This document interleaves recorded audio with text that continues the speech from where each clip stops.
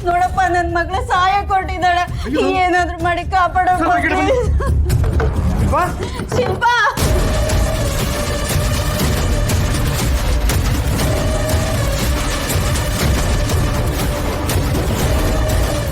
ಶಿಲ್ಪ ಮಾಡ್ತಾ ಇದೀವ ಬಿಡಮ್ಮ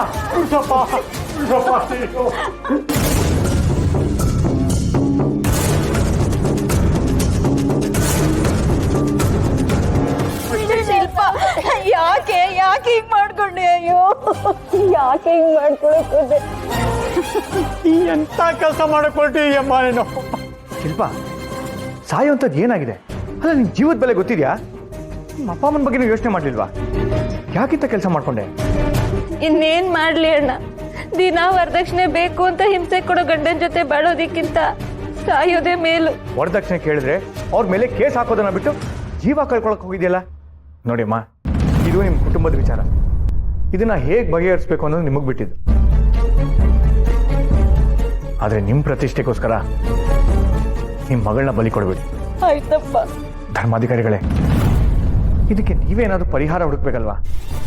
ಏನಪ್ಪ ಮಾಡ್ಲಿ ಅವನಿಗೆ ದುಡ್ಡು ಕೊಟ್ಟು ಕೊಟ್ಟು ಸಾಕಾಗೋಯ್ತು ಹಿಂದ್ಗಡೆ ಆಯ್ತು ಫಲಾನು ಮಾಡ್ಕೊಂಬಿಟ್ಟೆ ಇನ್ನೆಲ್ಲಿಂದ ತಗೊಂಬರ್ಲಪ್ಪ ನಾನು ದುಡ್ಡು. ನಿಮ್ಮ ಮಾತು ಕೇಳಿ ನನಗೆ ಏನು ಹೇಳಬೇಕು ಗೊತ್ತಾಗ್ತಲ್ಲ ಆದರೂ ಇದಕ್ಕೆಲ್ಲ ಬೇಗ ಒಂದು ಪರಿಹಾರ ಹುಡ್ಕೋದು ಒಳ್ಳೇದು. ನಾನು ಬರ್ತೀನಿ.